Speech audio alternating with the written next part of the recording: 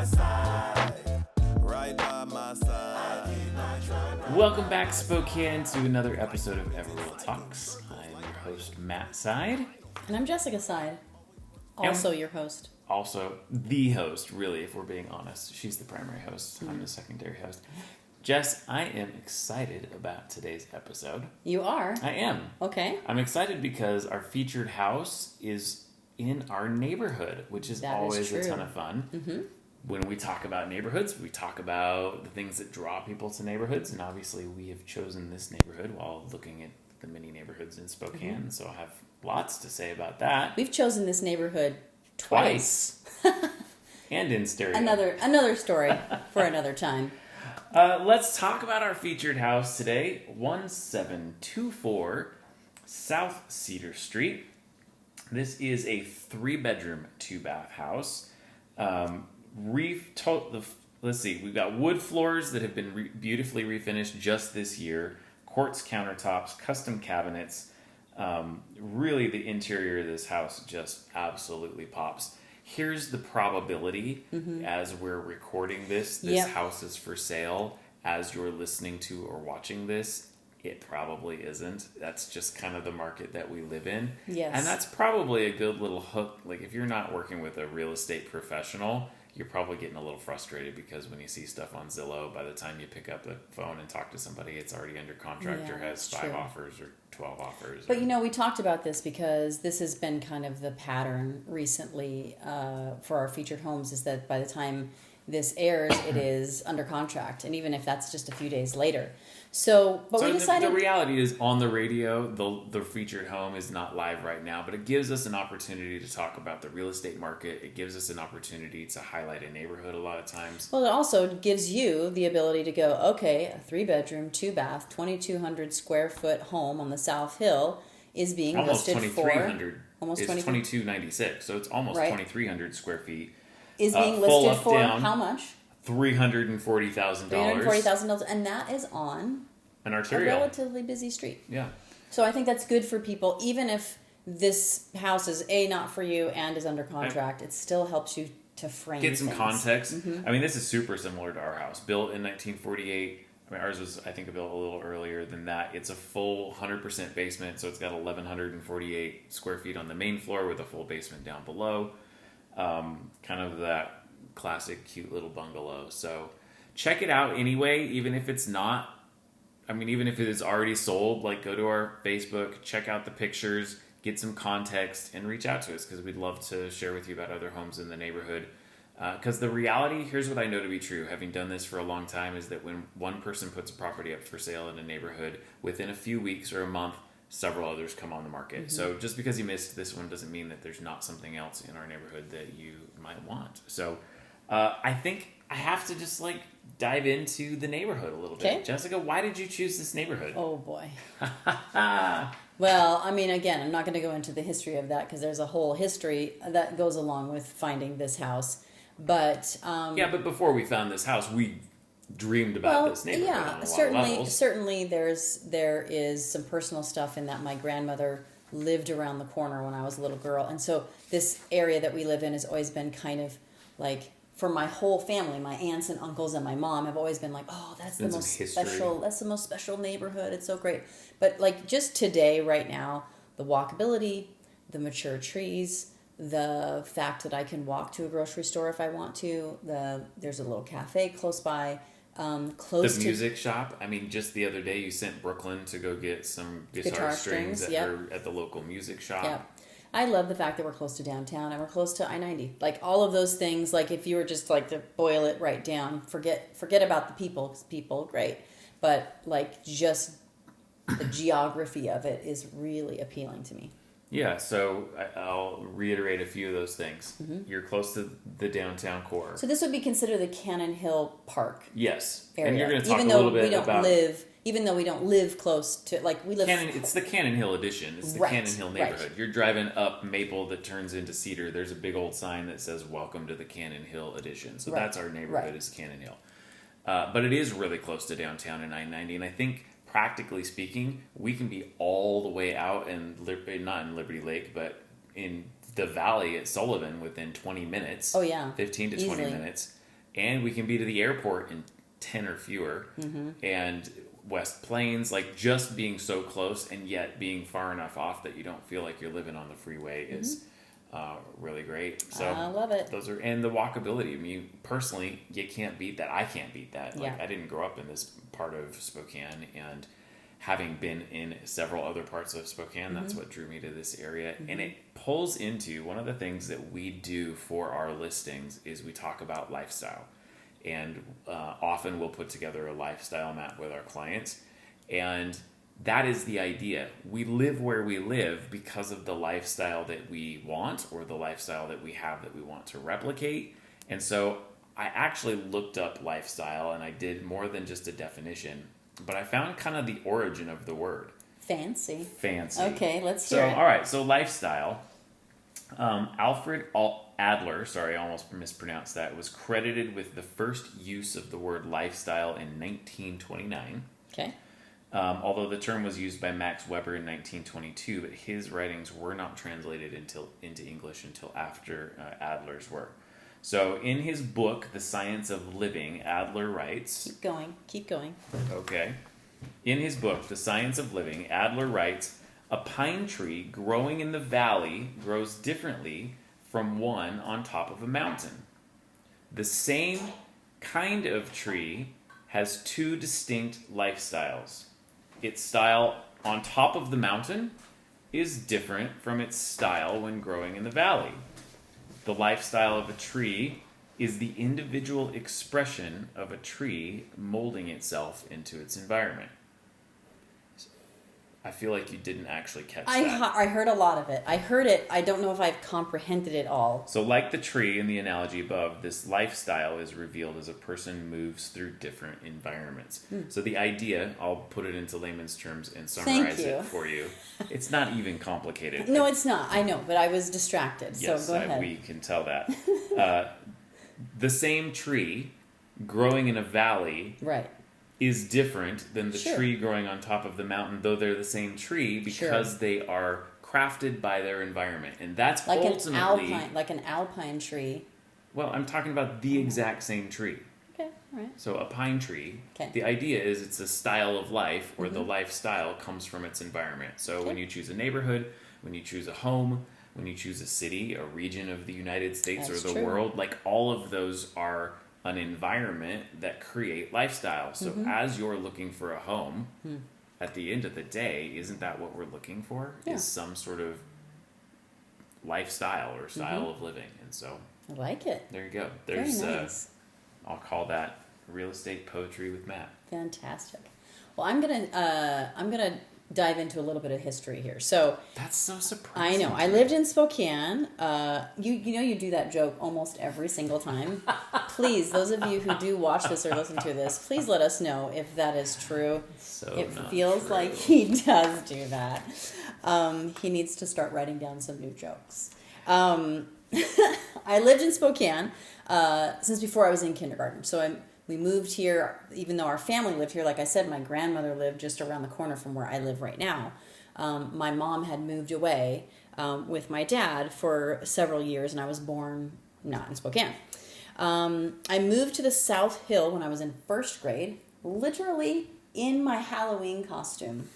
I was in first grade, and my parents came, but they wanted to let me go to the Halloween party at school. I went to, all of a sudden I forgot, the one inside of Franklin Park. No, I Jefferson? can't remember. No. Not Adams, because that was Oh the my other one. gosh! Sorry for those of you who know that this is.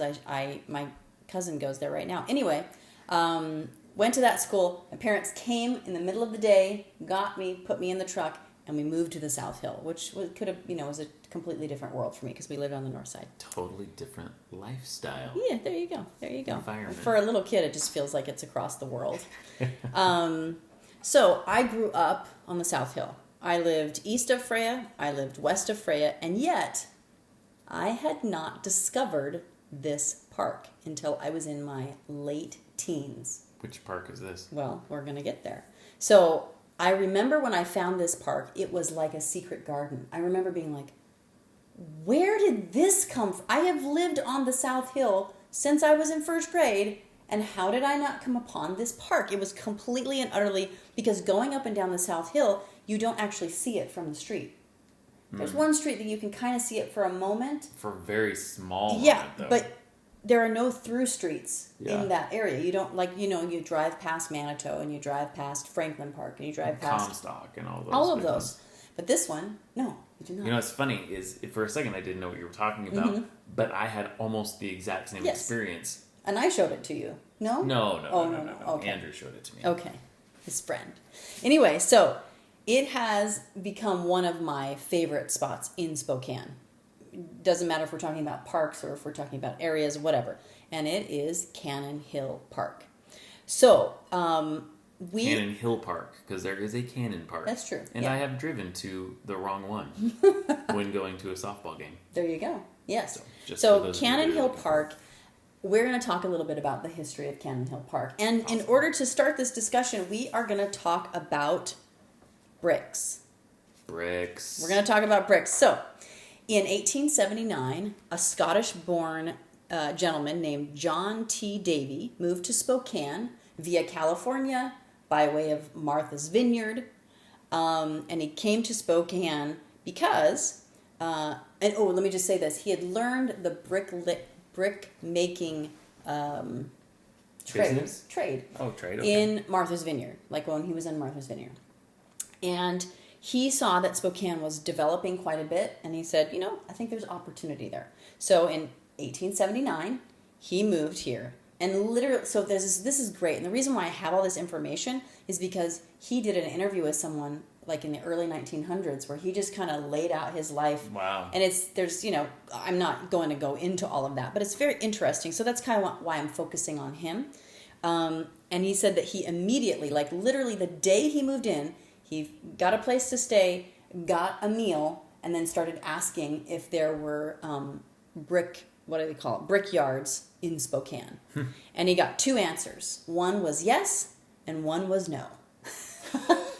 People really didn't know. So he found the only person that was firing bricks in the area, and he figured out a way to get a job with this guy, and he became this guy's brick maker. And that was at that time, but bricks were not in high demand because what were people making? Wood. Yeah, they were making houses out of wood. There was another fire in 1883. I was going to say, we all know what happens to houses built of wood. Yeah, so in 1883, and not just that, but office buildings, right? And buildings where there actually got major fire inside and all of that stuff. So unfortunately, there wasn't a lot of business in the bricklaying business. Some people were building some houses, but it was few and far between. But he kind of stuck with it because that's the trade that he knew. So Mr. Davies is the first man to be credited with making the first usable brick for building in Spokane. Now, I don't know if that's because he's the one who told the story. Hard to say. Sometimes that's important. Yeah. So long story short, he has a wide range of information about him. He eventually ended up owning his own company. And in 1886, he moved his plant from the Latah Creek area. Okay, so he was down in Hangman Valley, which is now Latah Creek, where he was, getting the clay that he needed and making the bricks to, guess where? Well, I know where. Just tell me. Cannon Hill Park? That's right. Present day Cannon Hill Park. So now there was an operation already up and rolling in that area. A brick, what do they call it? Firing business? It was a brick yard in that area where they were getting the before he clay. moved there. That's right. So obviously the geography, the terrain itself, was already... the fact that it was clay was what they were looking for. So in that year, he said he hand molded more than 1 million bricks. Holy Lord. And that was all being pulled out of the Cannon Hill Park area. Again, it wasn't a park at the time, right? It's just an area, actually. It was probably a horrible looking situation. So in 1987, which is the year after this, the first machines were produced in Spokane, and he made over 3 million bricks. Wow. So they went from 1 million, which was a lot in itself, to 3 million with the machinery. So I want to just finish up talking about Mr. Davies because I just wanted to lay that foundation, brick foundation. Anyway, because I thought it was interesting to note. Here's something interesting though. He retired from his business in 1888, right before the Great Fire. Like, he had been working so hard, his body was breaking down. So the year before the Great Fire, and guess what? He came back to the business after the fire because Spokane became a boom town for bricks. Sure. I mean, just drive along I-90 through downtown Spokane, and still many of the buildings are absolutely probably the original brick from him. We were, as a town, we were overrun by brick companies that came flooding into Spokane, just like that happens now, right? So sure, whatever North Dakota or South Dakota has, fracking, and then everybody comes and then everybody abandons. Well, when the dust settles, the only companies that were still left were the ones that had been there before. Sure. And one of those was J.T. Davy and Company. Oh man, I'm totally going to my brick pile in the back, because I do actually have a brick pile from tearing down our chimney that I haven't gotten rid of yet. And see if I want to see if there's any Davies bricks in there. Maybe so. I feel like I've seen them. I think you're making that up. Well, I guess you'll have to tune in to a future episode, I'll tell you. Okay, so now back to Cannon Hill Park. Let's talk about the site itself. Henry Brooke is the one who discovered the clay deposit in the early 1880s. So this would have been about 7 years before Davies made his way up there, okay? Which led to the creation of his own brick making operation. Cannon Hill bricks were widely used in downtown buildings. They helped rebuild the city after the Great Fire of 1889. The company produced paving bricks, which many of those bricks are on the South Hill streets. Oh, okay. Which most of those streets have been paved over, but on the lower South Hill, like one of my favorite roads to drive on is still got the brick exposed. I don't know why. Is it like Adams or something over there? It's in our neighborhood. It's in the Cannon Hill neighborhood. That's right. It's got the rails too for the old rail car. Yes, correct. So most of it's covered up by asphalt, but a lot of it is, it's still under there. The backing bricks for the Spokesman Review building in Spokane were originated there as well. In the early 1900s, they ran out of clay. The clay, they used it all up, which is what we tend to do as humans, is we use up our resources. So the owners actually moved the plant to Clayton, which I did some research on that. Clayton was actually named for its deposits of clay. Interesting. And it was established in 1889, interestingly enough, the same year as the Great Fire. And they also opened another one in Springdale, which became the basis for the Washington Brick and Lime Company, which I think I might do another episode on that in the Clayton area. It's very, very interesting, super interesting history there.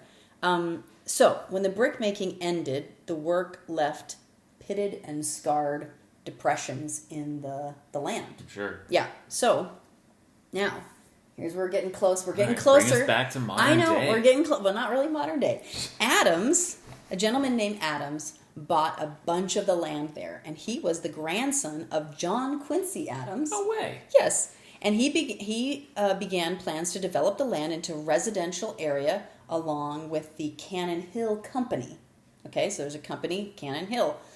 The park was originally named Adams Park after him, and it was later renamed Cannon Hill Park after the developer A.M. Cannon. Okay, the developers donated 13 acres, including the old clay pit, for a park. Now, this is the way developers would get the city. We talked about this almost like one of our very first discussions, that they would give the thing to the city and say, this is with the caveat that you improve it, you've got to make it into a park, and then you have to bring in all the services to the area. Sure, So the cities leveraged the developers to try and improve the area. Actually, vice versa. The developers leveraged the city by saying, we're going to give you this, but here's the interesting thing. It's a wink and a handshake, but so it's not in the quitclaim deed what the city would do in exchange for that, but they absolutely said, you need to have this done within a year. The developers said that to the city. It's different now, because the developers would argue that the city leverages them to put infrastructure in, like roads and sidewalks and utilities and services and those kind of things. And my dad would be a specific example. Yeah. He could not split his property up in Spokane Valley into 3 parcels unless he was the one that took the water line at the end of one road and brought it all the way around and connected it to the other water line, they would not approve it. And that's how they leverage the developers to help with what their goals are. Right. And also to, have the proper infrastructure for the building. But Sure. anyway, rabbit trail. That's okay. No. So, of course, what they were trying to do is have a great park so that people would want, no one was going to want to live on a pit. Clay pit? Unless it's Parks and Rec, and even then they don't really enjoy the pit. Anyway. Okay, so on February 14th, 1908, the land was deeded to the city, but nothing in the deed mentioned these improvements, but they had to have it done within the year. Okay. The city did. The city understanding was the city had to have it done. The city had to have it done. In that same year, the Olmsted brothers. Hey, we remember them. Yes, it all comes together. That's Spokane right. history. Olmsted brothers, who are the people who designed this Central Park, and that we hired to look at our whole city and plan out parks. Like designed this Central Park in New York City. Just to Correct. clarify, if Yes. you didn't listen to that episode prior. So they included Cannon Hill in their report, and in the report, I'm going to read this. Olmsted commented on the naturally irregular shape of the land and suggested the creation of the roads that would follow the curve of the natural landscape, which makes sense because if you've ever been in, it's all like, it's like a big kidney bean kind of a thing going on. Olmsted suggested preserving the view of the houses already in place around the cliff, but also advising the board to create a curvilinear drive. Sorry. Don't know how to say that word. So that visitors may take advantage of the views afforded by the area. Olmsted further advised the park to keep the present lake shallow and allow for safe wading in summer and skating in winter. Olmsted advised that this park should be kept, quote unquote, pretty and free of play fields because it's an outstanding natural beauty. This park, and this is a quote, this park should be refined and pretty and adapted to quiet recreation on the assumption that the larger boys, I love that this is what it says, that the larger boys of the neighborhood can easily walk to Manitou Park for ball games and other sports. Huh, that's fair. I know. So when the Olmsteds left, they left Spokane with a design complete with a stone shelter, 2 pergolas, a children's wading pool. The wading pool was easy to construct because there was already a depression, right? We already had these like natural bowls from taking all the clay out of the ground. And so they left that there, and it was shallow enough for all of your skating and your, know, all that stuff. The bottom of the wading pool was sand, and all along the outside of the pond was also sand, which I thought was interesting. Like they pulled in white beach sand for the area. The design also called for a stone bridge between the lower east pond and the shallower west wading pool. Okay. Okay, so the park was completed in 1910, and so that means those bridges are 110 years old. Like just those rock bridges that are in the 110 years old. So, over the years, the pond started leaking water, causing the west end, which is near 18th and Lincoln, to completely dry up. So now there is was just a wading pool, but it was kind of a man-made, a natural wading pool. But it connected. Like that bridge in the middle actually had a little stream between the two. That's right. And how was the top one filled? Was it man-made? Was it man-filled, or was it just naturally filled with snow melts and rain I think it was stuff? naturally. Let's keep reading, because the bridges that seemingly were built over land, I said originally built, were over water. The city added a free-flowing water spigot to keep the larger pond full. Right, which is there today. Right. I did know that. And the original stone shelter is gone, and many of the shading willow trees are gone. And you know why? No. 1996 ice storm. Really? Yeah. Destroyed a lot of those trees, which is really sad. Yeah. So, and this was the last thing that I read someplace, and I was like, well, that's fascinating. A park official noted that from time to time, there have been occasional small cave-ins at the park. The resulting holes in the ground have always exposed the same thing: bricks made at the site over 100 years ago. Kind of like... I'm totally calling my dad out here. Kind of like my dad would do, where he's got a pile of bricks that instead of taking them to the dump, he just kind of pushes dirt over the top of them. Yeah. And it now is a park. and then at some point it kind of finally settles down. Yeah, and now that's it's exactly a brick right. pile underneath the park top. Yeah, and yes, Okay, exactly. so that what an incredible for It's those of us interesting. that grew up in Spokane and have always wondered why in God's name is there a bridge in the middle of this park with no purpose to it? Yeah. Like just it It's seems always- almost it's like always- an artistic sculpture. You know, or something. at least a couple times a year, you're there with a family member and you're walking underneath it. The kids are playing on it and crawling on it, and standing you're around, looking at it and what you go, the what in heck the was world this was this for? all about?